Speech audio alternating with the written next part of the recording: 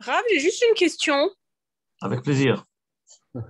Si un monsieur est marié à quelqu'un qui n'est pas de chez nous, mais je ne sais pas si elle a été bien convertie, Rasvé Shalom, c'est pas à moi à dire, mais voilà. Et elle a Ouais. eu un enfant, un garçon, et ils donnent le nom avant le brit. Et ils font quand même un brit. Est-ce que c'est une mitzvah d'aller ou Rasvé Shalom, vaut mieux ne pas aller? Alors, une question que je vous demande. Pour vous répondre, je suis obligé de vous poser une autre question. Qu'est-ce que vous considérez une mauvaise conversion? Disons, la personne est très libre, pas de perruque, olé olé, quoi. Ça veut dire Ouais, c'est. elle ne garde pas la Torah. Elle ne garde pas la Torah. Non, je crois pas, jamais de la vie. Elle ne garde pas le Shabbat. Je pense pas, non. Ça Et, veut dire, ouais, ils font kidou, je crois, les bougies, puis hop, on y va, ouais, quoi. ouais. Et elle a fait la conversion par un. Je sais pas, ne me demandez pas, moi, c'est une connaissance, c'est pas une amie, mais Ouais. je demandais juste pour savoir en général. Vraiment, ça, c'est une question générale. Alors, je vais vous dire, Oui. dans l'absolu, si cette conversion a été faite par des rabbinim orthodoxes et que cette personne-là s'est relâchée, Non, mais c'est-à-dire, elle a jamais été, ça veut dire, il n'y a pas relâché ou pas relâché. Ça veut dire, elle s'est moi, jamais je vous dégagée. demande juste, est-ce que on va à un bride quand c'est un peu ni sel ni poivre, ou c'est mieux Ouais, vraiment pas d'aller parce que voilà, on fait même pas une mitzvah entre guillemets. ouais. Parce que euh, le problème, vous dire ne pas y aller, c'est pas une bonne chose. Mais le problème, il faut voir le contexte exactement.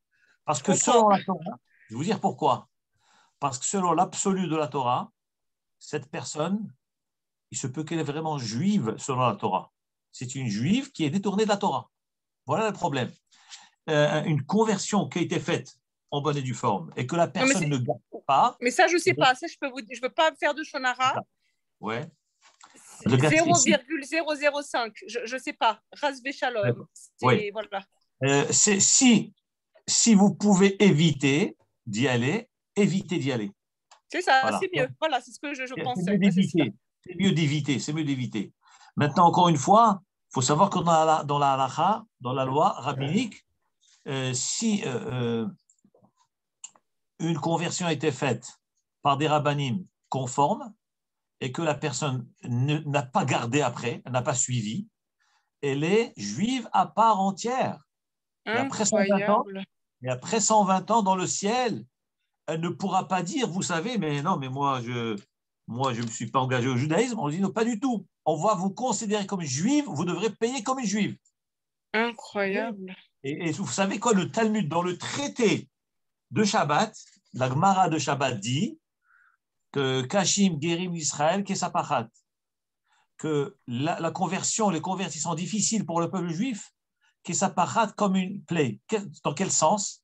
Il y a plusieurs explications. Une des explications, c'est que si ces gens qui viennent vers notre peuple, donc qui se convertissent au judaïsme, ne gardent pas la Torah, déjà, nous subissons nos propres fautes. On va Je comprends. rajouter dans notre peuple d'autres personnes qui ne gardent pas la Torah, qui dans le ciel vont être considérées comme des juifs, et ça va nous rajouter encore des lacunes des juifs qui ne gardent pas la Torah. Vous comprenez? C'est-à-dire qu'une conversion, c'est très engageant dans le sens où, si elle ne garde pas la Torah, elle porte préjudice à tout le peuple juif. Parce que dans le ciel, on ne va pas la considérer comme non-juive. Elle va être considérée comme une juive, mais une juive qui est détournée. Et vous savez qu'une non-juive, une personne non-juive qui se convertit et qui fait marche arrière, ça n'existe pas. Elle ne peut plus faire marche arrière. Dès qu'on devient juif, c'est fini, c'est à vie. Bon, mais on ne Donc, sait pas comment, ça veut dire, quand on se convertit, on ne sait pas à quel rabbin. Vous savez, il y a beaucoup de raves qui ne sont pas orthodoxes, qui sont ouais. libérales. Robin des Bois.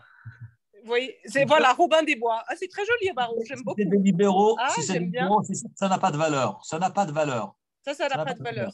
Bien sûr. Mais à partir du moment, moi je connais des cas de figure de gens qui se sont convertis par des rabbinim orthodoxes, un vrai bédine, ou par le Beddin de Paris, des gens reconnus officiellement, et qui malheureusement n'étaient pas tellement forts, ils se sont relâchés. Et puis ils se disent, ça y est, non, non, non, je renonce. Il n'y a pas de renonciation, c'est fini. Une fois qu'une personne se convertit, elle est engagée à vie. Et c'est ce que l'Agmara dit dans le traité de Shabbat, que la conversion, les convertis, s'ils ne gardent pas la Torah, eh ben ça constitue une tare, une plaie ouverte au peuple juif, dans le sens où le converti faute et ça compte, ça va dans notre compte à Mais nous. ça dépend. Mais Rav, ça dépend, comme Baruch il dit Rav Robin des Bois, j'aime bien. Ça dépend quelle conversion et comment. Vous voyez ce que je veux dire? Oui, mais... Parce que moi, je connais par exemple un couple, ça me fait beaucoup de peine. Ras Veshalom, sans dire de Shonara, le garçon est juif, vraiment juif. Et la fille, la pauvre, vraiment, elle n'est pas juive, mais pas du tout. Elle croit qu'elle a fait une conversation, mais de nouveau, vous savez, avec Robin des Bois, je préfère dire ça comme ça. Les enfants sont quoi? Sont Robin des Bois. C'est pour ça que je vous dis qu'il faut une grande prudence, parce que c'est pour ça qu'il faut savoir précisément qui c'est qui les a convertis. C'est une synagogue libérale. Libérale, normalement, c'est rien. Oui, par contre, je vais vous donner un cas de figure halachique très important qu'il faut connaître, parce que, vous savez, on peut dire facilement, c'est bon, c'est pas des juifs, mais c'est une responsabilité. Tout à fait, c'est vrai. Parce que ces gens-là, ceux qui sont juifs seulement, et ils ne sont pas, on ne les a pas suffisamment bousculés pour bien s'engager dans la Torah. Moi, je me rappelle à la Yeshiva, à Aix-les-Bains, à Fraikin Alavachan, qui était le Rosh Yeshiva, lorsque des gens venaient pour une conversion, ils ne leur donnaient pas de date. Ils leur disaient d'abord, voulez-vous convertir? Très bien, pas de problème. Asseyez-vous au Beth Midrash, mettez-vous à étudier. Ils demandaient, mais Rav, dans combien de temps on se convertit? Ah non, il n'y a pas de date, il n'y a pas de limite chez nous. Oui, on verra. Et j'ai eu des amis à mon époque, à moi, des gens qui étaient en 1983. J'en ai connu plein de jeunes ils sont venus à la yeshiva, entre autres un d'entre eux qui venait à la yeshiva. Il était, je vous dis, vous le voyez habillé comme un ultra-orthodoxe. Il venait le premier du Beth Midrash, c'est lui qui allumait le Beth Midrash le matin, et c'est lui qui l'éteignait le soir. Il ne bougeait pas du Beth Midrash, il connaissait la Gemara sur le bout des doigts. Perfection, la prière, mais quelle assiduité dans la prière, quelle concentration. On était impressionnés de le voir. Au bout de 3-4 ans, il était goy, non-juif à 100%, de père et de mère non-juive. Et au bout de 3-4 ans, le Rav Fraikin Shalom l'a convoqué, lui a dit, écoute, maintenant je vois que c'est bon, je pense qu'on peut te convertir. Eh bien, Rav Fraikin, il l'a convoqué, il a pris, parce qu'il faut un beddin de 3 personnes, il faut l'amener au mikvé. Donc, ils l'ont amené au mikvé. Donc, il y a eu la circoncision et ils l'ont trompé au mikvé. Et voilà. Et c'est devenu un juif. Et maintenant, c'est un grand Talmid Chacham. Chapeau. Mais ça, c'est une vraie conversion, Rav. Ça veut dire, ce que je veux dire par là, c'est que se convertir, c'est très difficile. Oui. Maintenant, il y a autre chose qui est rapporté dans la conversion, comme on a dit, dans l'explication que Kashim Gerim l'Israël Kesapachat, les convertis sont difficiles pour le peuple juif comme une plaie. C'est parce que des fois, comme le converti se lance dans la Torah avec effervescence, avec entrain, alors des fois, même un juif est gêné de voir la conduite, comment cet homme-là, qui n'est pas de notre peuple, avec quel amour il garde la Torah, quel amour il fait les mitzvot, et nous qui sommes de père et de mère juifs, on est glacé, froid quand on fait Avodat Hashem. Donc, ça réveille une accusation contre nous. Regardez quelqu'un de père et de mère non juif, comment il se conduit, comment il garde la Torah et les mitzvot, et nous qui sommes de père et de mère juifs, on est faibles et fragiles. Et souvent, il arrive souvent dans des couples qu'une femme non juive se convertit parce qu'elle était mariée à un juif, et elle devient plus orthodoxe que son mari. Elle garde les mitzvot et le mari ne garde rien. Et lui, il est juif. Vous comprenez? Et ça, c'est Kassim Kassapachat. C'est difficile pour nous. Donc, il y a tous les sens. Merci. Rabbi, bonsoir. Erev Tov, monsieur Gao, Baruch haba. Vous allez bien, ça va? Je crois que très bien. Non, ça n'ira pas avec tout ce qui se passe en Israël. On ne peut pas dire que ça va. Mais Bezrat Hashem, je crois que cette fois, ils ont tous compris qu'il faut mettre une fin à tout ça. Et je pense qu'on va terminer ce qu'on aurait dû faire depuis quelques années, et ça prouve que si on laisse et on laisse, voilà le prix qu'on paye aujourd'hui. Mais chaque chose a une fin, et je crois qu'ils ont compris, nos dirigeants en Israël, de cette réalité. Je voulais juste tenir un petit propos concernant le converti. Je crois que Rabbi Akiva est un converti, Rab. Oui, tout à fait, tout à fait. Alors imaginez-vous le niveau de ce qu'on a eu comme sagesse et comme merveille à travers Rabbi Akiva, qui est un des plus grands rabbins que nous avons eu dans notre population et que grâce à sa femme, on a réussi à avoir quelqu'un d'unique. Donc, Caroline, tu vois, même Rabbi Akiva, grand rabbin, était un converti, chérie. Oui, papa, ça c'est sûr, mais tu as vu ce que le grand rab est devenu. Exact. Il a terminé brûlé. Bon, le pauvre papa, d'accord, mais il a quand même fait des choses. Il y a quelque chose dans tout ce qu'Hachem fait. Il y a beaucoup de choses qu'on ne comprend pas. Et ça, c'est quelque chose qu'il faut aussi prendre en considération, parce qu'il ne faut pas oublier que dans le Sinaï, il y a eu ce qu'on appelle un secret qui était les convertis, et jusqu'à maintenant, les petits dessins, les petites couronnes qu'il y a au-dessus des lettres de la Torah, ce sont les âmes des convertis que nous avons avec nous. Là, je ne vous entends plus. Là, je ne vous entends plus, là. Ah, alors il y a quelqu'un qui a dû... Non, vous m'entendez? Là, je vous entends, là. Alors, je vais vous dire un petit mot dessus sur ce que vous avez dit maintenant. Je vais vous dire un petit mot. Le hasard n'existe pas. Votre fille a parlé de conversion. Vous avez suivi. Vous savez que vous avez en plus enchaîné avec le don de la Torah, avec le Sinaï. Justement, le cours de ce soir, c'est la fête de Shavuot, le don de la Torah. Eh bien, c'est incroyable. Nos Chachamim nous disent que, vous voyez, le hasard n'existe pas. Que Am Israël, au pied du mont Sinaï, est devenu converti au judaïsme. C'est là justement que Hakadosh Baruch Hu nous a donné ce statut de Am Israël. Et d'ailleurs, les Chachamim nous disent, dans les parachiotes, après la sortie d'Égypte, il y a marqué Va'aftem et Tager. Ki gerim eitem be'eretz Mitzrayim. Vous aimerez les convertis, car vous étiez étrangers, convertis en terre d'Égypte. Nos Chachamim disent, comment se fait-il que ces mitzvot-là, d'amour du converti, elles viennent juste après la sortie d'Égypte et qui est ensuite liées avec Matan Torah? C'est parce que la meilleure situation dans laquelle un homme peut ressentir, se mettre dans la peau d'un guerre, c'est lorsque soi-même, nous sommes un guerre. Soi-même, nous sommes un étranger. Alors là, à ce moment-là, nous ressentons fort cette notion-là. Comme ça dit Rav Chaim Shmulevitz dans son livre Sichot Moussar.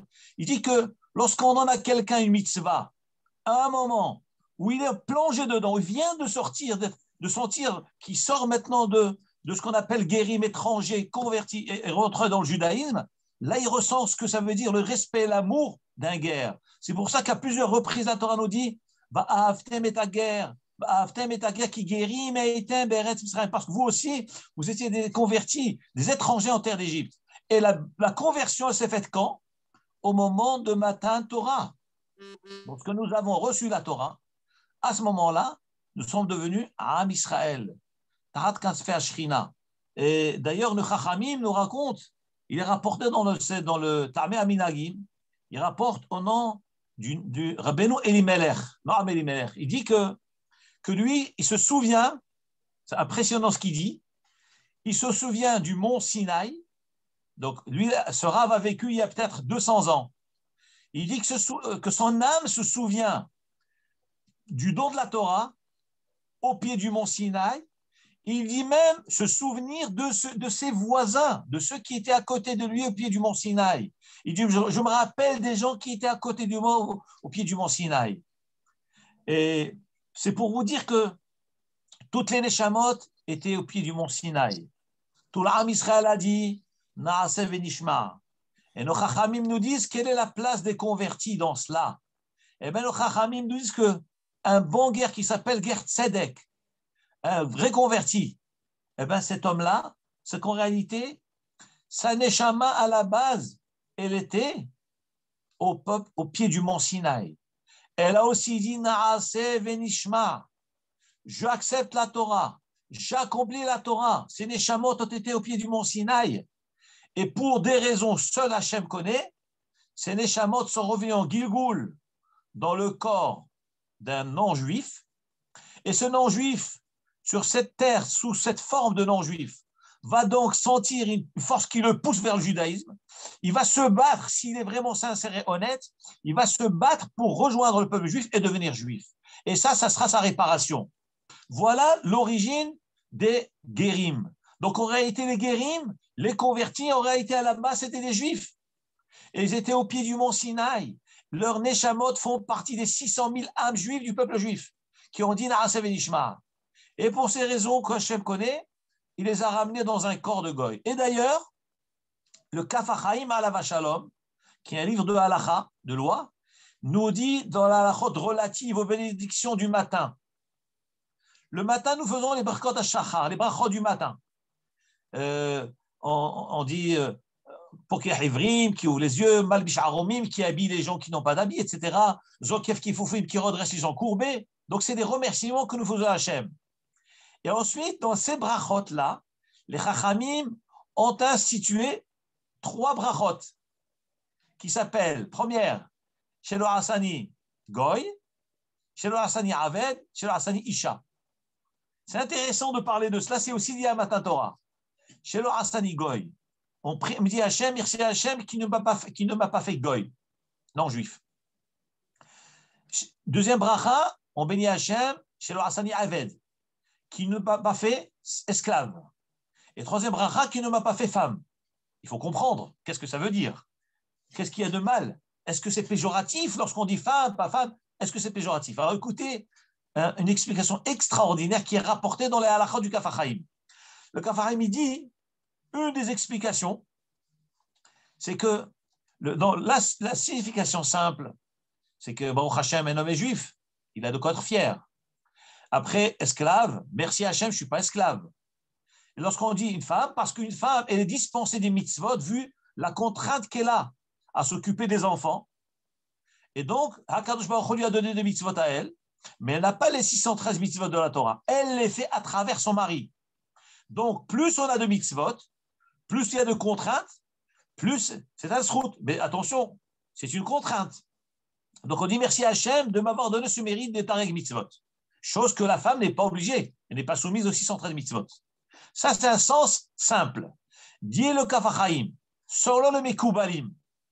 Regardez le sens de ces 3 brachot. Qu'est-ce que ça veut dire? Je remercie Hachem qui ne m'a pas fait goy. Il dit que des fois, un homme, à cause de sa conduite, le fait de se détourner de la Torah et de délaisser la tradition, il se conduit comme un non-juif. Parce que le non-juif, lui, n'a pas de contrainte que si ce n'est les 7 mitzvot de Noach. Il n'a pas les 630 mitzvot de la Torah imposés à chaque juif. Donc lui, qu'est-ce qu'il veut? Il a choisi de vivre comme un non-juif. Il dit, moi, je ne veux pas garder la Torah, je ne veux pas garder Shabbat, je ne veux pas manger kasher. Qu'est-ce que Hachem fait? Hachem, il fait que cet homme, lorsqu'il quitte ce monde, il est obligé de revenir réparer les dégâts qu'il a causés. Pour réparer, qu'est-ce qu'Hachem il fait? Il prend cet homme-là, il lui dit, puisque dans la vie d'avant, on t'a donné la chance de vivre, d'être juif, tu n'as pas gardé les mitzvot, tu as voulu vivre comme un goy, eh bien très bien, ta réparation, ta neshama va revenir dans un corps de goy. C'est ce que tu as voulu. Eh bien voilà, tu vas revenir dans un corps de goy. Et donc toute sa vie va se battre pour réparer cette chose-là. Maintenant, lorsque nous faisons la bracha chez le Hassani Goy, ça veut dire quoi? Je dis merci Hachem, que tu ne m'as pas mis mon âme dans un corps d'un goy, c'est-à-dire que d'être obligé de réparer et de passer les réincarnations différentes pour pouvoir réparer les dégâts. Merci Hachem que d'office, tu m'as mis dans un corps de juif. Voilà ce que ça veut dire chez le Hassani Goy, que tu m'as évité cette souffrance de naître dans un corps goy et de subir tout ce qu'un goy subit et même, il se peut même de ne pas réussir à réparer ce qu'on a à réparer. Combien de gens tentent de se convertir et se convertissent mal ou qui ne se convertissent même pas et de temps à autre ils ont des réveils, tiens, ils sont une force qui les pousse vers le judaïsme, mais ça se refroidit. Ils se relâchent. Donc, en fin de compte, ils ne réparent pas. Ils sont obligés de revenir encore et encore pour réparer ça. Donc, on dit Hachem, Baruch Ata Hachem, béni Hachem, Shelo Asani Goy, qui m'a pas fait Goy, c'est-à-dire qui m'a mis la Neshama directement dans un corps de juif. C'est quoi Eved? Shelo Asani Aved. Il dit qu'Afachaim au nom de Mekoubalim. Eved, c'est qu'un homme, des fois, il désire être soumis comme un esclave, un homme et pas Hachem. Hachem te dit de garder le Shabbat. Toi, qu'est-ce que tu dis? Ah non, non, non, non. Moi, mon patron m'interdit de garder le Shabbat. Je veux garder mon boulot, mon job, mon salaire qui tombe tous les 30 du mois. Je veux rester sur mon patron et pas garder le Shabbat et pas garder Yom Tov. Donc, ça veut dire quoi? Tu décides d'être soumis à ton patron, à ton maître. Il dit cet homme-là, qu'est-ce qui lui arrive? Pourquoi il se détourne de la Torah? Parce qu'il se soumet à d'autres personnes. Hachem, il fait que le corps de cet homme revient dans le Gilgul d'un esclave. Parce que l'esclave va être soumis. Il va être soumis, contraint à toutes les contraintes d'un esclave. Pourquoi? Pour réparer. Alors nous, qu'est-ce que nous disons quand on se réveille le matin? Merci Hachem. Shelo Asani Eved. Merci Hachem, tu ne m'as pas mis dans un corps d'un esclave, dans un corps, dans des pays où il y a l'esclavage, où on bat les gens, on les frappe, on les martyrise. Merci Hachem que je suis un prince, Shelo Asani Eved. Mais c'est extraordinaire, vous imaginez ce que ça veut dire? Chas v'shalom, imaginez un instant, votre corps, vous avez l'âme d'un juif, et vous sentez votre corps, il est appartenant à un pays d'Afrique, au Sénégal ou je ne sais où, esclave. Mais c'est terrible. Mais au fond de vous-même, vous sentez que vous êtes un prince, mais un prince emprisonné dans un corps humain. Il ne peut même pas s'échapper de ce corps. Il est condamné à vie. Toute sa vie, il sera comme ça. Toute sa vie. Alors, lorsqu'on fait cette bracha le matin, Shelo Asani Aved, merci Hachem, je ne suis pas esclave, je suis libre, Baruch Hachem. Maintenant, la notion de la femme, extraordinaire. Il dit le Kafachaim au nom des Mekoubalim. Qu'est-ce que c'est sur la Asani Isha? Hélas, l'être humain qui se laisse aller, et Chas v'Shalom, des fois, il n'a pas suffisamment de Yirat Shamaim. Il se laisse traîner, il traîne, et après, il a une conduite qui frôle le monde des femmes. Il tombe dans ce monde-là, soumis à ce monde-là, ou même ses attitudes qui sont des attitudes similaires, ou qui court derrière, ou qui tombe dedans lui-même, il prie par cette folie-là, du monde des femmes. Eh bien, quelle est sa réparation? Eh bien, la même chose. Il sera obligé de revenir dans un corps d'une femme. Et attention, ce n'est pas toutes les femmes qui sont comme ça. Il y a des gens qui ont un homme qui a un corps de femme, mais il sait qu'il est homme. Il y a un livre entier qui a été écrit par le Rabbi Yehuda Ptaya. Rabbi Yehuda Ptaya qui a vécu à l'époque du Ben Ishraï. Il rapporte là-bas des histoires incroyables sur des gens comme ça, que leur neshama est revenu dans le corps d'une femme. Et alors, ils doivent réparer. Pourquoi comme ça? Pour réparer tout ce qu'ils ont fait comme dégâts dans le Gilgul d'avant. Dans la réincarnation d'avant. Alors, quand on se lève le matin, on fait la bracha, on dit merci Hachem que je ne suis pas cette femme-là. On ne parle pas de toutes les femmes. On parle de cette femme-là qui est un corps de femme avec une âme d'homme réincarnée dedans. Cet homme qui doit réparer tous les dégâts qu'il a commis tout au long de sa vie. Ou cet homme-là, il va avoir une allure avec un corps de femme, avec une allure d'homme. Toute chose qui est bizarre. Mais tout ça pourquoi? À cause des dégâts qu'il a causés auparavant. Et on dit Hachem, merci Hachem, que nous sommes des hommes équilibrés. Maintenant, une femme, quelle bracha elle fait? Sha'asani kirtsono. Je remercie Hachem de m'avoir créé comme sa volonté. Hakadosh Baruch Hu, sa volonté est que je sois une femme, que j'élève mes enfants, que je m'occupe de mon mari, que je m'occupe de mon foyer et que je donne la tzniut à mes filles. Eh bien, c'est une chance extraordinaire qu'un homme ne peut pas donner ça. Il faut une maman pour donner ça. Il faut cette douceur d'une maman pour élever un enfant. Si dans un foyer, on a deux hommes, une femme et un homme, et la femme a le tempérament d'homme, donc on a deux hommes, on ne peut pas élever un enfant. Akadosh Baruch Hu a fait de sorte à ce que dans ce foyer, il y ait un homme et une femme.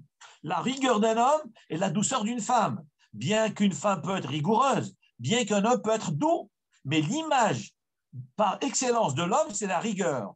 L'image par excellence de la femme, c'est la douceur, l'intuition, l'amour profond d'une maman. Eh bien ça, c'est pour ça que la femme, elle dit Asani kirtsono, merci Hachem de m'avoir créé comme tu as désiré. Parce qu'Hachem, tu sais très bien ce que tu fais. Tu m'as créé comme ça, parce que dans un foyer, on a besoin d'une maman et d'un papa. Voilà le sens profond de ces brachot-là, des choses extraordinaires. Tout ça pourquoi? Parce qu'on a parlé de conversion chez le Hassani Goy. Mais en réalité, donc la finalité, on comprend que le Goy, toutes ces neshamot de vrais convertis, eh ben, c'est des neshamot qui étaient Mahamad Arsinaï et qui ont dit Naaseh Venishma. Je vais vous dire quelque chose d'extraordinaire en parlant de Rabbi Akiva. Rabbi Akiva, lui, il s'appelle Akiva Hager, Akiva ben Yosef. Son père s'appelait Yosef. Il était Hager. Il a été zoché à une dimension inimaginable. Je vais vous décrire un petit peu, puisqu'on est dans Matan Torah. C'est pas le sujet que je voulais traiter ce soir, mais c'est lié, tout est Matan Torah, tout c'est lié à la Torah. C'est aussi lié à Shavuot. Mais c'est Hachem qui dirige nos paroles et nos pas et nos mots. On n'a rien prévu et ça sort comme ça. L'histoire de Rabbi Akiva. Que lorsque Moshe Rabbeinu est monté au mont Sinaï, le 6, il va chercher la Torah. C'est Shavuot. La Gemara nous dit que Chachamim nous disent que Moshe Rabbeinu écoutait le shiur d'Akadosh Baruch Hu. Akadosh Baruch Hu lui a enseigné la Torah parce qu'il a passé 40 jours et 40 nuits au mont Sinaï. Pourquoi faire? Pour étudier la Torah. Hachem lui a dévoilé la loi écrite et la loi orale, l'explication de cette Torah. Eh bien, Moshe Rabbeinu, lorsqu'il était à Sinaï, il entendait un cours, un shiur de Torah. Et il entendait, qui c'est le Rav qui parlait? C'était un homme qui s'appelait Akiva ben Yosef. Il écoute, et Moshe Rabbeinu ne comprenait pas ce qu'il disait. Moshe Rabbeinu, avec sa grandeur, n'arrivait pas à comprendre le cours que donnait Rabbi Akiva dans le ciel. Attention, Rabbi Akiva est né 2000 ans plus tard, après Moshe Rabbeinu, au moins 2000 ans après. Et donc, alors Moshe Rabbeinu demande à Hachem, mais qui c'est qui fait le shiur? Hachem lui dit, plus tard, dans les générations à venir, il va y avoir un homme qui s'appelle Akiva ben Yosef, qui s'appelle Rabbi Akiva, un guerre. C'est lui qui donne le shiur. Et Moshe Rabbeinu était brisé. Moshe Rabbeinu qui est l'homme qui représente la Torah, l'homme qui allait recevoir la Torah, l'homme par lequel toute la Torah a été transmise. Lui-même ne comprenait pas le cours. Hachem lui a enseigné à Moshe Rabbeinu. Mais quand Rabbi Akiva faisait le cours dans le ciel, Moshe Rabbeinu ne comprenait pas un mot. Il était brisé de ça. Comment? Moi, Moshe Rabbeinu, l'homme qui représente la Torah, l'homme qui va transmettre la Torah, je ne comprends pas les enseignements d'un homme qui va vivre dans 2000 ans. Comment c'est possible? Il était Betsahar, Moshe Rabbeinu. Ça, c'est pour vous expliquer la grandeur de Rabbi Akiva. Et après, Rabbi Akiva, dans son shiur, il a dit certaines halachot, il a dit toutes ces halachot-là, nous avons reçu halacha le Moshe Misinaï. Nous avons reçu tout cela, une loi de Moïse du mont Sinaï. Quand Moshe Rabbeinu a entendu son nom, il s'est apaisé. Ça l'a apaisé. C'est-à-dire que il y a des choses que Moshe Rabbeinu lui-même ne comprenait pas. Rabbi Akiva faisait un cours que Moshe Rabbeinu ne comprenait pas. Mais lorsque Rabbi Akiva a dit, mais tout ce que moi, Rabbi Akiva, j'ai, ce n'est pas de moi. C'est grâce à Moshe Rabbeinu, nous disent les Chachamim, là, Moshe Rabbeinu s'est apaisé. Donc, on voit de là la grandeur de qui c'était Rabbi Akiva. Je vais vous dévoiler quelque chose d'incroyable. Les Chachamim nous disent que sur les Otiyot, Rabbi Akiva était d'Oresh qui très Otiyot. Il y a un sefer qui s'appelle Otiyot de Rabbi Akiva, un midrash qui s'appelle Otiyot de Rabbi Akiva. Nous disent les Chachamim dans le midrash que dans la Torah, il y a des couronnes. Comme M. Gaon, vous avez bien dit, les couronnes de la Torah. Mais je vais vous dire des détails extraordinaires, percutants, qui nous dépassent, ça nous dépasse. Et toujours pour comprendre Rabbi Akiva. Nous disent les Chachamim dans le Midrash que sur la Torah, Akadosh Baruch Hu a transmis à Moshe Rabbeinu Halakha Moshe Sinai, les tagim de la Torah. Le mot tag veut dire des couronnes. Des couronnes.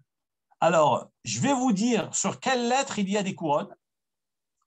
Il y a des mots que je ne veux pas prononcer parce que c'est kadosh, mais je vais vous dire une fois et après je ne prononce pas.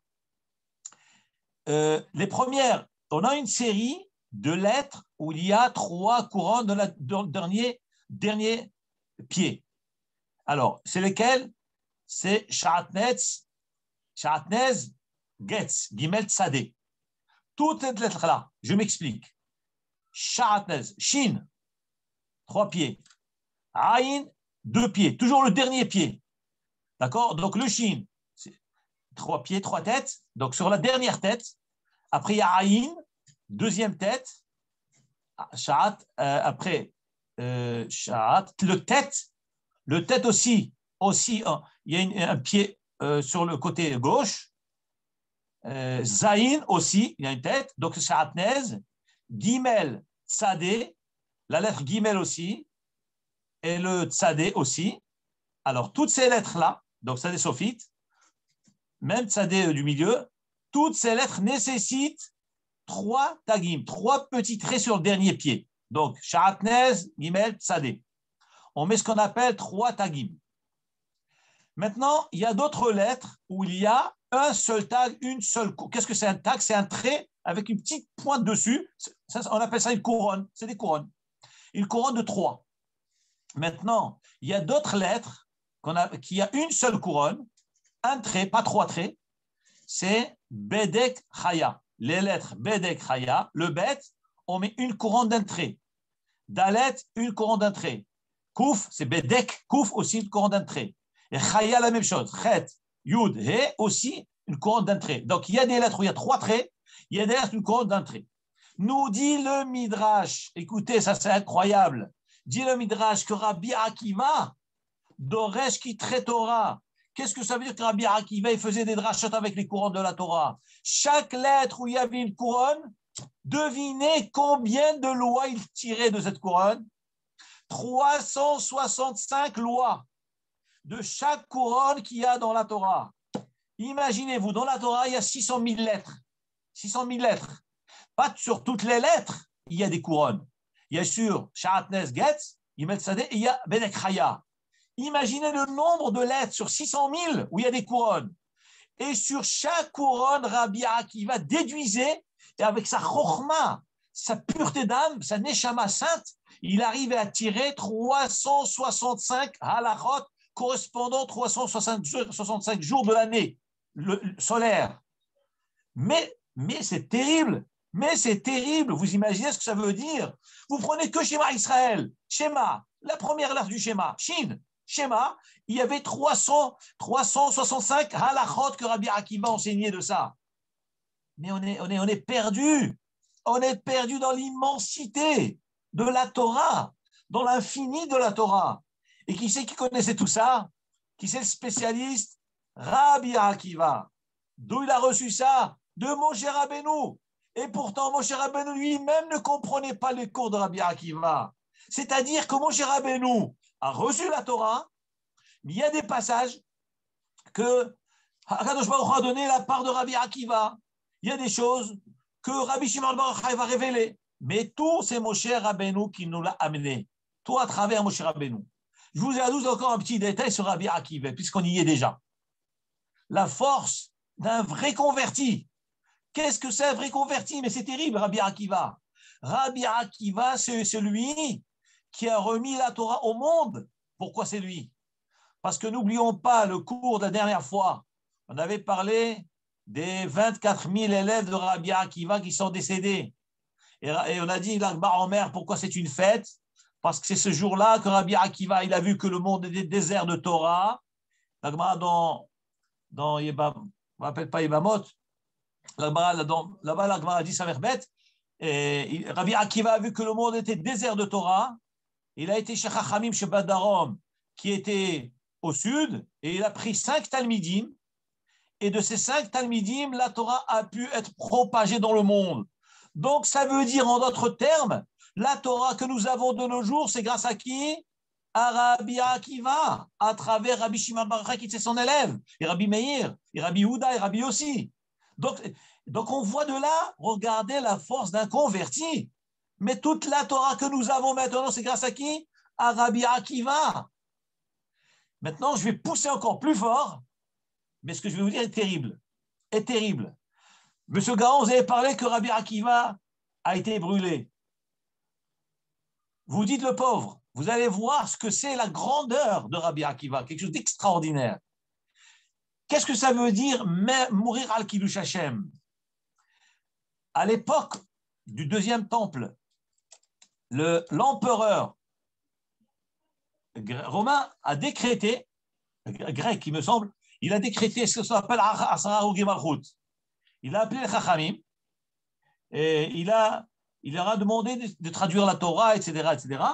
Et après, il y a eu une condamnation contre les 10 Chachamim. Il a pris 10 Chachamim pour les condamner à mort. Alors tous les Chachamim se sont tournés vers Rabbi Ishmael ben Elisha, qui était Kohen Gadol, et ils ont dit, qu'est-ce qu'on fait?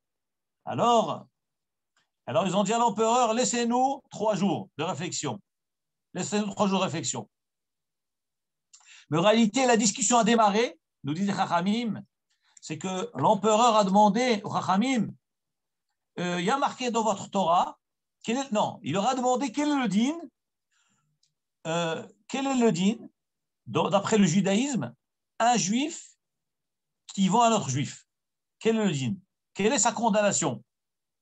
Un juif qui vend son frère, quelle est la condamnation? Les Chachamim ont dit à l'unanimité, Chayav Mita. Gonev Ishum Charo, Chayav Mita. Un homme qui prend un juif et qui le vend, il est Chayav Mita. Et d'ailleurs, lorsqu'il y a marqué dans la Torah Lotignov, tu ne voleras point. De quoi on parle ici? On parle pas de voler de l'argent. Parce que voler de l'argent, on apprend dans un autre verset où c'est marqué Lotignovu. Vous ne volerez point. Donc celui qui vole, il rend ce qu'il a volé. Mais lors dans les 10 commandements, on va lire à Shavuot, Lotignov, de quoi parle la Torah? On parle de celui qui vole un juif et qui le vend. Là, la condamnation est condamné à mort. Voilà ce que les Chachamim ont répondu à l'empereur. Alors l'empereur leur dit, si c'est ainsi, où sont vos shvatim? Où sont vos patriarches qui ont vendu Yosef Hatzadik? Je voudrais les avoir devant moi, les juger, les condamner à mort. Comment ils ont pu faire de vendre Yosef? Ils l'ont volé à leur père, ils l'ont vendu. Voilà ce que l'empereur a dit. Les Chachamim, voyant la puissance du problème, ils se sont dit, c'est sûr que c'est quelque chose, c'est Gzera Min Hashamayim. Ils ont dit à l'empereur, laissez-nous 3 jours. Laissez-nous 3 jours. Nous allons réfléchir et on va vous rendre la réponse, qu'on va faire. Alors, ils sont tous tournés vers Rabbi Ishmael ben Elisha. Et Rabbi Ishmael ben Elisha s'est purifié, il s'est préparé, il a dit un nom d'un malach, Shem Kadosh, il est monté au ciel. Il a fait une she'ela au ciel. Qu'est-ce que Hachem pense de ce que l'empereur veut nous faire? Est-ce que c'est un décret du ciel ou pas? Du ciel, on lui a répondu oui. Zeraim et iti, c'est une zera du ciel. C'est une zera du ciel. Ça a été décidé que vous devez être condamné à mort. Kabluha, acceptez-la, be'ahava, acceptez-la. Donc, Rabbi Ishmael ben Isha a révélé que les 10 martyrs, les 10 chachamim de la Mishnah, qui vont être condamnés à mort, eh ben c'est effectivement, c'est une expiation de faute des 10 shvatim. Maintenant, Rabbeinu Shimshon d'Ostropolis, un très grand tzaddik, il dit que ce n'est pas juste qu'on les a pris pour les condamner, c'est que le Gilgoul, la réincarnation des shvatim est revenue dans le corps de ces 10 chachamim.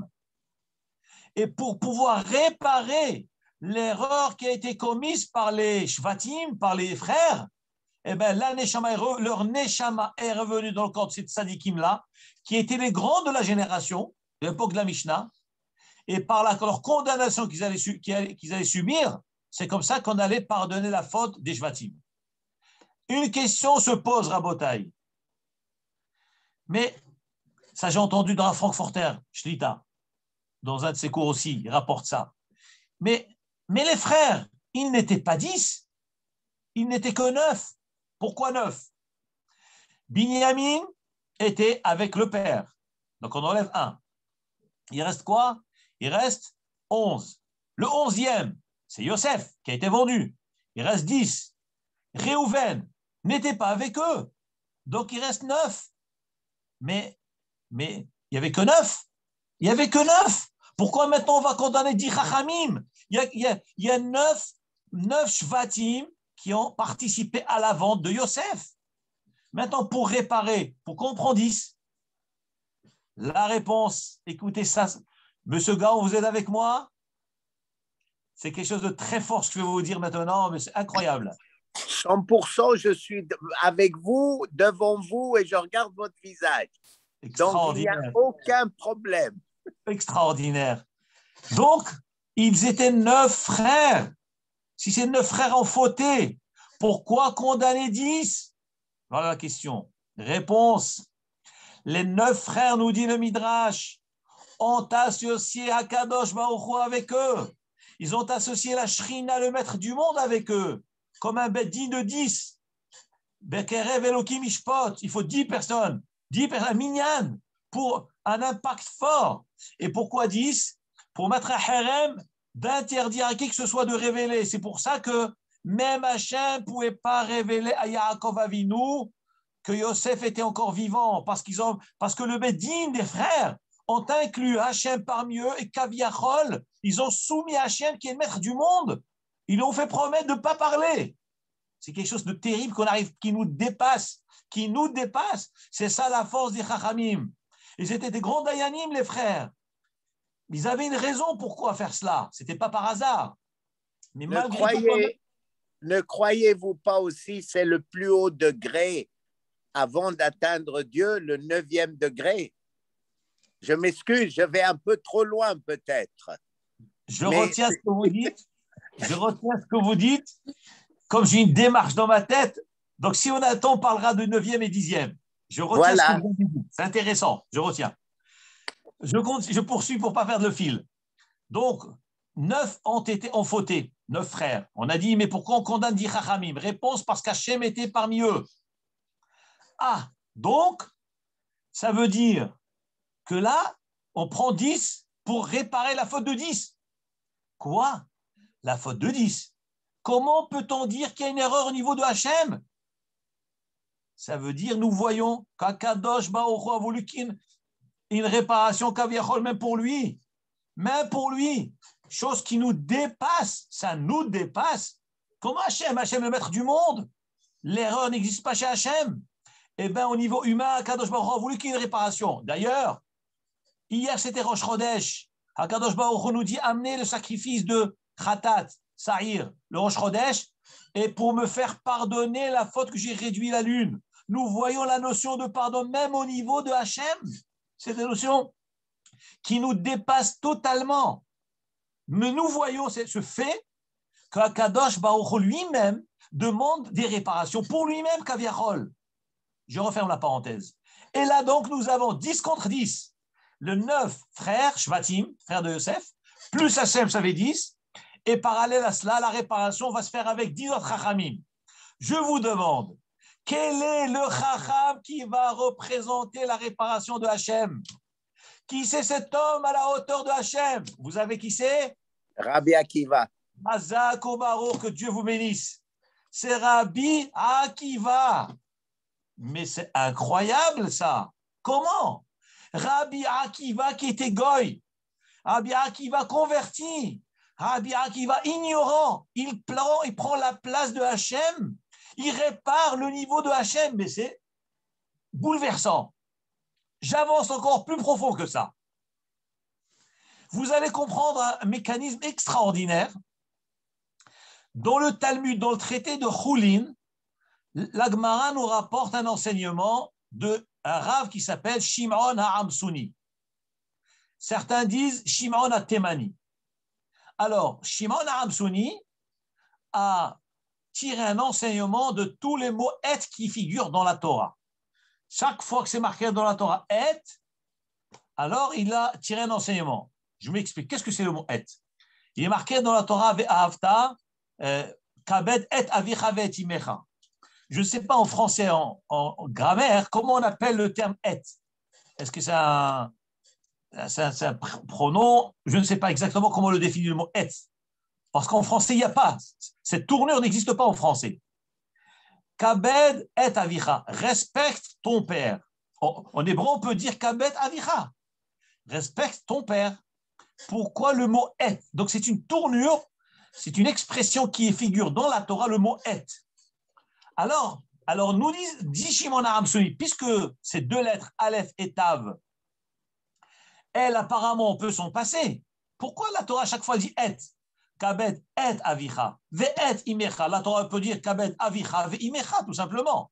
Alors, Shimon HaRamsoni dit, puisqu'il y a le mot et, ça veut dire qu'il y a un enseignement dans la Torah. Un mot en plus, c'est qu'il veut nous enseigner quelque chose en plus.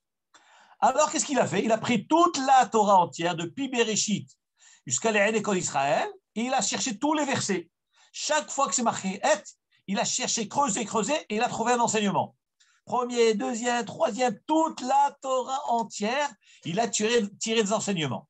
Je vous donne un exemple. Dans Aseret HaDibrot que nous allons lire, on va lire à Shavuot, on dit, les 10 commandements, on dit Kabed et avicha, et. Honore ton père et ta mère. Nos Chachamim nous disent que veut dire le mot et, qui est dedans, et les rabot ahiv agadol. C'est-à-dire que le mot et vient inclure le grand frère, qu'un homme doit honorer le père et la mère, et le mot et avicha, le et veut dire inclure quelqu'un d'autre. Qui c'est le quelqu'un d'autre? Le grand frère. C'est-à-dire que le jeune frère a le devoir de respecter le grand frère. Parce que la Torah dit et avicha. Le et, il représente le grand frère. Donc il y a un respect à avoir du grand frère. C'est quelque chose de particulier. Ce n'est pas par hasard qu'il y a un béchor dans la famille, un grand frère. Maintenant, il se peut, moi j'ai un doute, est-ce que le deuxième frère, qui n'est pas le béchor, il se peut aussi que le plus jeune aussi a l'obligation de le respecter parce qu'il s'appelle aussi son grand frère. Ça, je n'ai pas vérifié. Est-ce que ça concerne seulement le bech l'aîné ou un grand frère? Moi, je pense tout simplement tout le grand frère. Tout celui qui est inférieur au frère doit respecter celui qui est au-dessus de lui. Et les rabot ahi vagadol. Et ça, on l'apprend du mot et. Très bien. Shimon HaRamsoni, il arrive à un verset. Quel verset? Le pasuk et Hashem Elohecha tira, et Adonai Elohecha tira. Tu craindras Hashem ton Dieu. Il arrive à ce verset, il baisse les bras. Il dit, mais tu craindras Hashem. Mais c'est quoi le et pour inclure qui? Mais il n'y a que Hashem dans le monde. Hashem Echad Ushmo Echad. Qui tu veux inclure ici? Il n'y a que Hashem. Alors, il a dit, regardez cette phrase extraordinaire que nous devons retenir pour nous aussi toute la vie. Shimon HaRamsoni a dit, Keshem Shem Kablim Schar ala Drisha, Ka Mekablim Schar ala Prisha. Shimon HaRamsoni a dit, de la même manière que Akadosh Baruch Hu récompense l'homme lorsqu'il fait des recherches, il trouve des chidushim dans la Torah, l'homme est récompensé, et bien l'homme aussi est récompensé à la Prisha. S'il sait que les déductions qu'il a faites, les enseignements qu'il a enseignés sont faux, il se retire, il renonce à tout cela, Akadosh Baruch Hu les récompensera pour cela. Nous, dans notre monde qui est un monde de mensonges, de sheker, des gens, des philosophes, des chercheurs, des scientifiques qui ont défendu des thèses tout au long de leur vie, il arrive des fois qu'ils découvrent une défaillance dans leur découverte, mais ils ne dévoilent pas. Pourquoi? Parce que ça remet toute leur vie en question. Ils ont perdu toute leur vie. Donc, ils restent dans le sheker, dans le mensonge, pour ne pas revenir, parce que ça remet en question toute leur vie. Dans la Torah, ce n'est pas ainsi. La Torah nous dit, puisque tout ce que tu fais, toi, tu fais une recherche, tu fais des démarches dans l'étude de la Torah, tu veux découvrir, tu veux déduire des choses, tu le fais pour l'amour de Hachem, pour les mitzvot. Eh bien, Hachem te dit, de la même manière que Mekablim, Akadosh Baruch Hu récompense l'homme pour la recherche, une recherche qui est vraie, eh bien, Hachem aussi te récompensera si tu vois que la recherche est fausse et que tu te retires, tu recules, tu renonces, eh bien Hachem te récompensera parce que Hachem, il ne paye pas le résultat, il paye l'effort. Tu t'es forcé pour l'amour de Hachem. Même si tu n'as rien obtenu à la fin, le fait de reconnaître la vérité, Hachem te récompense. Et qu'est-ce qu'il a fait sur Shimon HaRamsoni? Il a renoncé. Vous imaginez ce que ça veut dire un rave qui a survolé toute la Torah entière, qui a écrit toutes les lois tirées du mot et de toute la Torah, et à la fin, il se bloque dans un seul. Il aurait pu fermer un œil, dire non, c'est pas grave, on dit rien à personne. Il a dit, puisqu'il n'y a pas d'explication pour et Hachem Elokecha Tzera, tu craindras Hachem, inclure quelqu'un d'autre, je renonce. Donc tout ce que j'ai fait, c'est faux. Jusqu'à qu'est venu Rabbi Akiva. Rabbi Akiva, il vient et il dit à Shimon HaAmsouni, pas du tout, ne te retire pas, tous les hêtres que tu as fait, c'est vrai. Ah, tu vas me demander, mais que veut dire le hêt Hachem Elokecha Tzera? C'est le hêt, tu veux inclure qui? Il répond Rabbi Akiva, les rabot talmidei chachamim. Le hêt Hachem Elokecha Tzera, tu craindras Hachem. C'est quand le hêt, c'est inclure qu'il faut craindre les talmidei chachamim, les érudits de la Torah. Il faut les craindre, il faut les aimer, il faut les chérir, mais il faut les craindre. Il faut les craindre. Et c'est ça l'inclusion du mot hêt. Ça veut dire que, selon l'enseignement de Rabbi Akiva, le chacham, il est au même niveau que Hachem. C'est terrible. C'est un humain, le chacham. Le rav, c'est un humain. C'est un commun des mortels. Eh bien, la Torah le met au même niveau que Hachem. Qui c'est la Torah? C'est Hachem lui-même. Hachem le met au même niveau que lui. Les rabbot, talmid chachamim, craindre les chachamim. Eh bien, cette dracha, elle convient bien à Rabbi Akiva. Lui qui a été comparé à Hachem. Lui qui a réparé, entre guillemets, ce qu'il fallait réparer pour Hachem, qui était complice avec les Shvatim à la vente de Yosef. Là, donc on voit que cet enseignement de Rabbi Akiva il correspond exactement à ce que Hachem a fait de lui. Que Rabbi Akiva, c'est celui qui a représenté Hachem lui-même pour réparer la faute des Shvatim. Donc on voit ce que c'est le Chacham. Et là, la cerise sur le gâteau, c'est un guerre, Rabotai. C'est un guerre. Mais c'est incroyable. Au-dessus de tout, au niveau de Hachem, la Torah grâce à lui, la réparation de Hachem grâce à lui. Mon cher Rabbi ne comprenait pas ce qu'il enseignait, Rabbi Akiva. Voilà ce que c'est la force d'un guerre. Quand je suis arrivé à la Yeshiva d'Aix-les-Bains, en 1983, j'ai eu le mérite de rentrer au shiur, d'être accepté au shiur de Rav Chaikin, l'élève du Chafetz Chaim, Rav Chaikin alav shalom. Lui, les autres shiurim, c'était par rapport au niveau. Les rabbanim passaient un petit examen d'études aux élèves, et en fonction du niveau, ils étaient placés dans les cours de Gemara. Rav Chaikin, c'est pas comme ça que ça marchait. Il choisissait ses élèves. Il venait chez l'élève, d'où tu es, d'où tu viens, quelle ville, quel pays, hop, tu rentres chez moi. C'est comme ça que ça marchait. C'était le Rav qui décidait, sans examen, sans rien. Voilà les élèves du Rav. Hachem a donné le mérite d'être choisi. Le Rav est venu me voir, m'a dit, toi, tu vas rentrer dans mon shiur à moi. Je suis rentré dans son shiur. J'ai plein d'histoires à vous raconter dans Rav Chaikin. Et une fois, Rav Chaikin nous dit dans un cours, il était, lui qui a passé 5 ans de captivité. Il a été emprisonné chez Hitler, chez les nazis, 5 ans. Il a été sauvé parce qu'il était soldat engagé à l'armée française. Et parce qu'il était prisonnier de guerre, donc c'est ce qui lui a sauvé la vie. Parce qu'il était prisonnier de guerre. Mais s'il n'était pas prisonnier de guerre, il aurait été condamné comme tous les autres. Comme ces 8 frères et sœurs qui ont été exécutés. Vous imaginez 8 frères et sœurs et parents.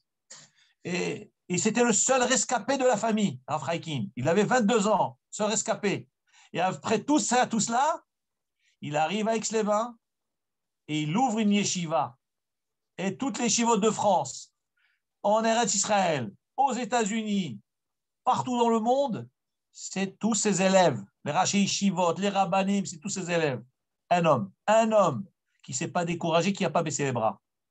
Je reviens à Rav Chaikin alav shalom. Un jour, il nous dit dans le cours, malgré tout ce qu'il a subi des goïms, il était tellement en colère. Il a dit, marchez même les goïms, que leur nom soit effacé.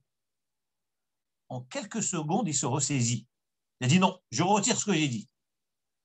On a dit, mais Rav, pourquoi vous dites ça? Il dit, non, il ne faut pas dire, il marchait même les goïms, pas maudire les goïms. On ne maudit pas les goïms. Pourquoi?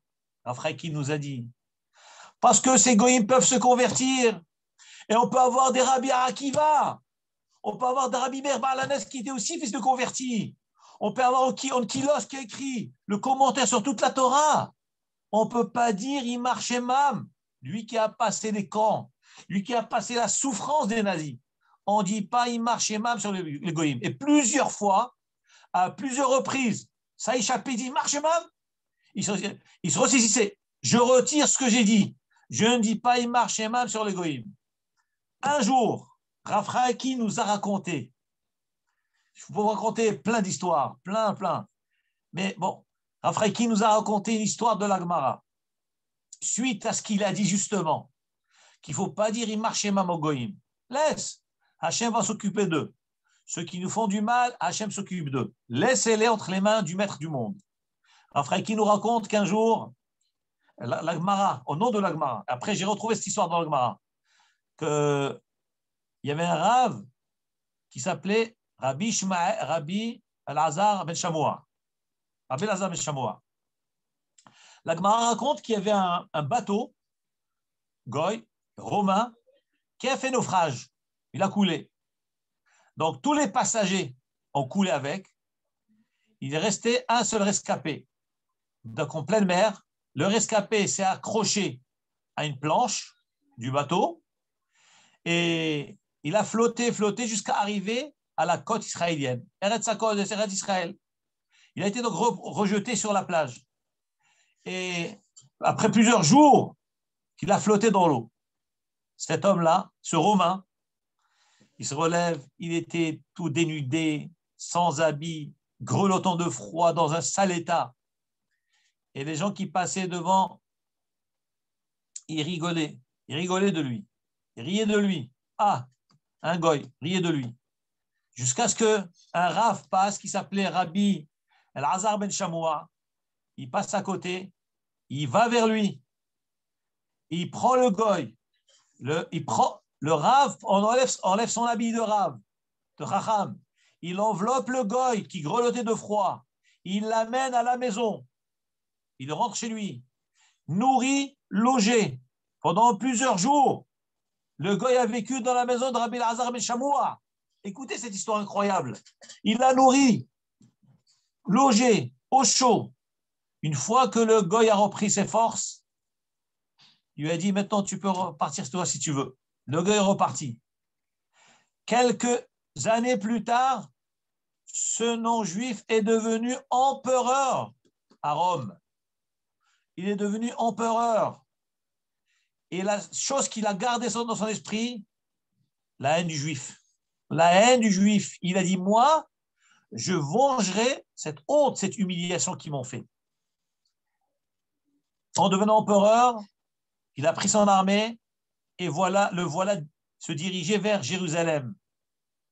Il avance à Yerushalayim. Les Chachamim ont entendu qu'un grand empereur armé avec tout son régiment s'apprêtait à attaquer Yerushalayim. Les Chachamim se sont réunis dans le Beth-Knesset, dans le Beth-Eklesiot, le Beth-Midrashot. Ils se sont tous réunis, ils ont fait ta'anit, ils ont jeûné, ils ont pleuré. L'empereur arrive à Yerushalayim. Il rentre dans une grande Beth-Knesset, il rentre dedans, tout le monde était réuni. Et il dit, avant de passer à l'acte, je voudrais vous dire pourquoi je voudrais passer à l'acte. Et il leur dit, mon bateau a coulé. J'étais dans ce bateau, ce n'était pas son bateau, il était un passager. Le bateau a coulé. J'étais en détresse. Personne n'a pitié de moi, n'a eu pitié de moi. On s'est moqué de moi. Là, je viens venger maintenant, me venger. Et voilà que dans la salle, un homme, un rave, s'approche de lui et lui dit, est-ce que vous me reconnaissez? Il lui dit non. Il dit voilà, eh bien moi c'était l'homme qui a enlevé son habit, qui vous a couvert, qui vous a conduit chez lui à la maison, qui vous a nourri pendant plusieurs jours et qui vous a sauvé la vie. Lorsque l'empereur a vu ça, il se tourne devant l'assistance et dit, sachez que si maintenant je décide d'annuler mon décret, c'est grâce à cet homme-là. C'est grâce à cet homme-là. Et la Gemara nous dit, le Midrash dit, que cet empereur est retourné à Rome sans toucher aucun juif. Rav Chaikin, cette histoire, il nous l'a racontée dans le Shiur, suite au fait qu'il a dit Marshemam, et qu'il a dit je retire ce que j'ai dit. Et plus tard, j'ai retrouvé cette histoire-là dans les Midrashim. Faire attention avec sa bouche. Il y a la haine, Le respect des autres. Je ne dis pas qu'il ne faut pas se défendre. Si on est en danger, on se défend. Ce qui se passe dans le monde, il faut se défendre, on se défend. Et se défendre, ce n'est pas seulement contre un non-juif, même contre un juif, même contre son proche. Si notre proche à nous met notre vie en danger, la Torah me dit, tue-le en premier. Et pourtant, c'est un frère, c'est mon sang. Comme il est marqué, Abba le orga, Hashkem le orgo. Chachamim nous dit, celui qui se lève pour te tuer, tue-le toi avant. N'aie pas pitié de lui. Donc nous voyons de là, la défense, il faut se défendre, c'est sûr. Mais attention, le respect des autres, le respect des goïms. Maintenant, ce qui se passe dans le monde, Hachem s'occupe. Quand il faut se défendre, on se défend. Tout ça, donc je referme la grande parenthèse pour expliquer qu'est-ce que c'est l'importance d'un guerre, un vrai guerre. Voilà. Voilà, Rabotai. Maintenant, revenons un petit peu à notre cours. Bon, tout est lié à Matan Torah. Cette semaine, nous allons lire Parashat Bamidbar. De quoi parle la Parasha? La Parasha parle du recensement du peuple juif. Akadosh Baruch Hu dit à Moshe Rabbeinu, va, tu vas compter l'Am Israël, tu vas compter le peuple juif. La question qui se pose, mais dans quel intérêt? Pourquoi faut-il compter? Pourquoi il faut compter le peuple juif? Laisse-les. Nous disent les Chachamim. Et pas seulement pourquoi faut-il les compter, en plus ils ont été comptés déjà plusieurs fois. Là, ça va être la troisième fois qu'ils vont être comptés, un recensement 3 fois. Pourquoi Hachem ordonne de compter l'Am Israël? Je vous rapporte les paroles saintes de Rashi. Dit Rashi, Mitor hibatan lefanav. Vu l'amour et l'affection qu'Akadosh Baruch Hu a pour le peuple juif, Mone otam bechol sha'a. Il les compte à tout instant. Imaginez un petit enfant qui a des bonbons dans la poche. Eh bien, il les ressort, il les sort, il compte 1, 2, 3, 4, 5, comme à Simchat Torah. Il ramasse plein de bonbons, il les compte. 2 minutes après, il réouvre son paquet, il recommence à recompter. 1 fois, 2 fois. Mais tu as déjà compté, c'est bon. Non. Il a tellement de simcha, tellement de joie, tellement de satisfaction de ces bonbons, il va les compter, recompter, recompter.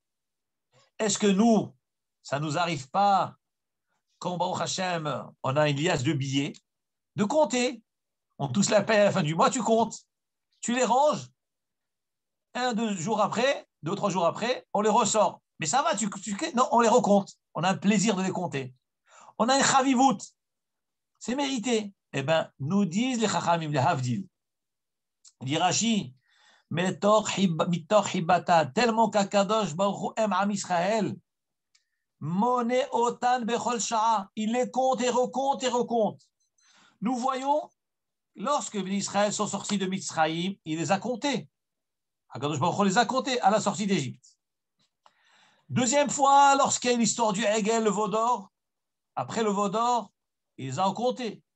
Il nous dit Rachid dans Shemot, il dit pourquoi il les a comptés après le Hegel? Parce qu'on sait très bien qu'après le Hegel, il y a eu beaucoup de morts à cause de la faute du veau d'or. Je crois qu'il y a eu 3000 morts que des tués. Donc, le Midrash, il dit, ça ressemble à un troupeau de moutons qui ont été dévorés par des loups. Et maintenant, le berger, il compte ce qui reste. Il compte ce qui reste parce qu'il a mal au cœur, ceux qui sont partis. Il compte maintenant combien il me reste dans ce troupeau-là. Combien de fidèles me restent. Eh bien, Akadosh Baruch Hu a demandé 2e fois, donc à la sortie d'Égypte, on les compte pour voir Am Israël, combien ils sont Baruch Hashem. Tous ces fidèles sont sortis. Tout ça, c'est mes enfants. Tout ça, c'est mes bien-aimés. Il les compte. Lorsqu'il y a une catastrophe, Akadosh Baruch Hu le compte avec la catastrophe. C'est ce qui se passera après le Hegel. Voir combien il me reste. Ouh là là, j'ai eu des pertes. On compte combien de juifs pour les protéger. Et là maintenant, dans cette paracha, on va les recompter 3e fois. Pourquoi les recompter? Là, il y a eu le Mishkan qui a été érigé Rosh Chodesh Nissan. Et Akadosh Baruch Hu, ça c'est le premier Iyar. La paracha de cette semaine, elle va parler du compte, va se faire le premier Iyar. Parce qu'à ce moment-là, qu'Hachem va faire résider sa Shrina parmi eux. Akadosh Baruch Hu a demandé de les compter. Donc on voit de là à quel point Akadosh Baruch Hu nous aime. Il compte, il recompte, il recompte. Et pour Hachem, on est comme des étoiles. Comme on voit מונה במספר כוכבים, לכולם שמות יקרא, המוציא, il y a marqué dans un passage qu'Akadosh Baruch Hu fait sortir les étoiles, et les Kulam Shemot Yikra, il les compte, il leur donne un nom. Il y a Am Israël, chaque juif, c'est une étoile.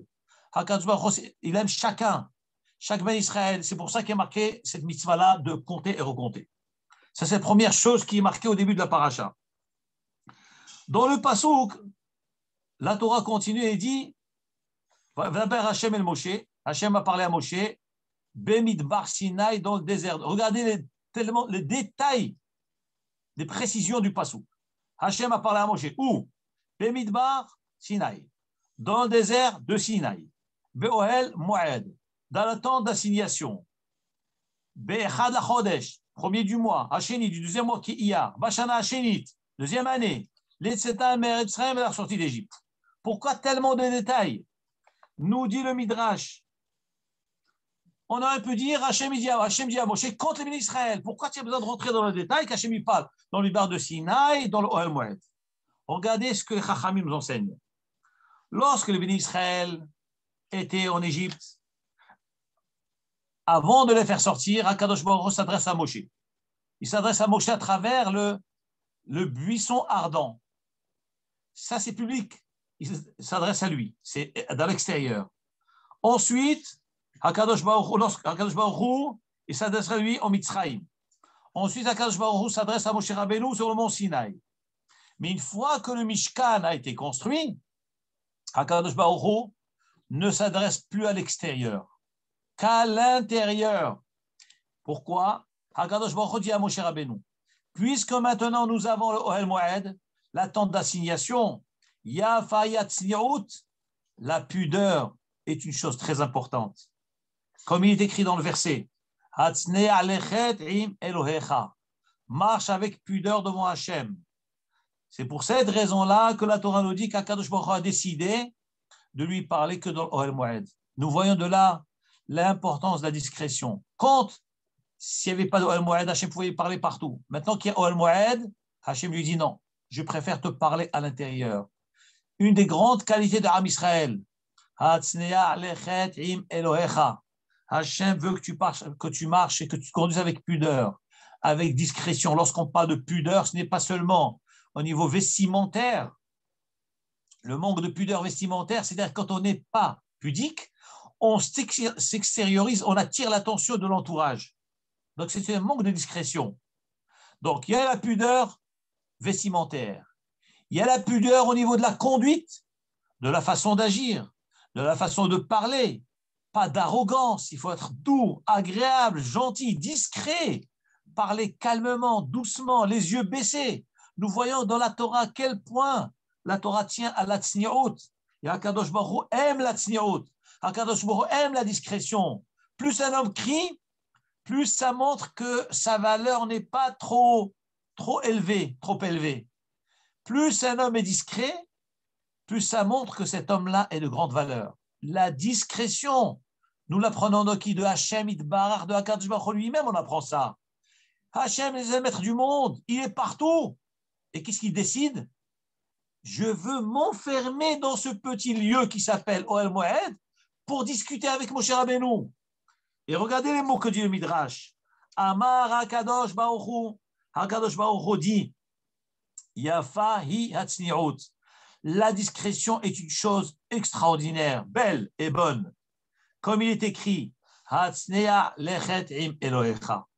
Marche avec discrétion avec Hachem. Donc Hachem lui-même, il donne un ordre dans sa Torah de marcher avec discrétion. Mais lui-même, il est exemplaire.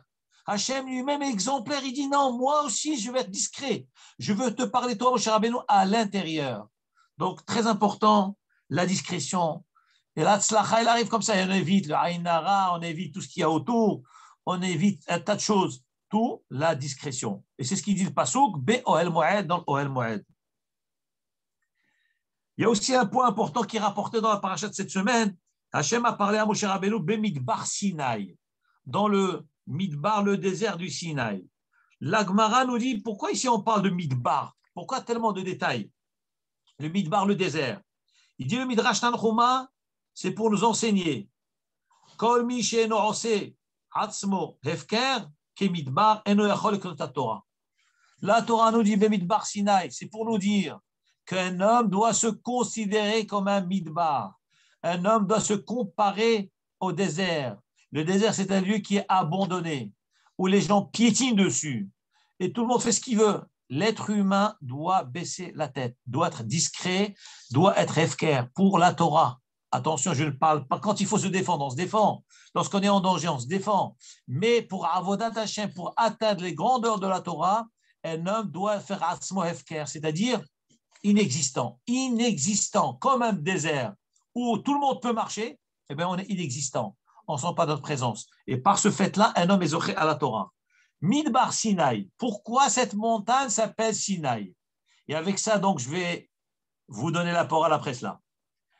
Midbar Sinaï, pourquoi cette montagne s'appelle Har Sinaï, le mont du Sinaï? Nous dit la Gemara dans le traité de Shabbat, page 89, côté A, Daf Petet Amoud Aleph.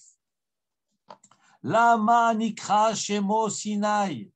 Pourquoi cette montagne s'appelle le Sinaï?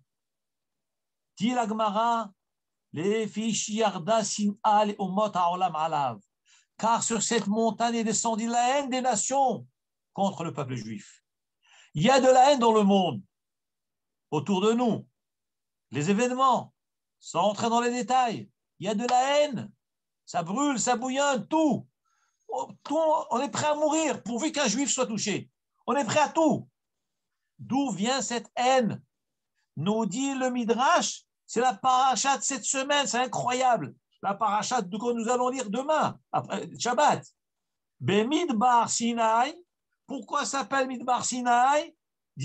Rapporte la Gemara, Shiarda Sinal Umot Haolam. La haine est descendue chez les nations contre le peuple juif. Pourquoi on est contre nous? Eh bien, c'est très simple. Al Shelo Kiblo et Torah. Parce que les nations n'ont pas reçu la Torah. Israël a accepté la Torah. On a accepté à nous soumettre à Hachem. La contrainte, on s'est soumis. C'est dur. On a accepté. Les nations n'ont pas voulu accepter la soumission. Chaque nation a demandé. Qu'est-ce qui a marqué dedans? Hachem dit commandement est marqué, tu ne voleras point, tu ne feras point d'adultère, tu ne feras pas ceci et cela. Alors, chaque nation s'est retirée. Ils n'ont pas accepté. Mais une fois qu'Aram Israël a accepté la Torah, là, du coup, tout le monde la veut. Tout le monde la veut. Tout le monde veut Eretz Israël. Pourquoi? Parce que nous avons reçu la Torah. Kadosh Baruch Hu nous a donné la Torah et Eretz Israël avec. Tout est avec.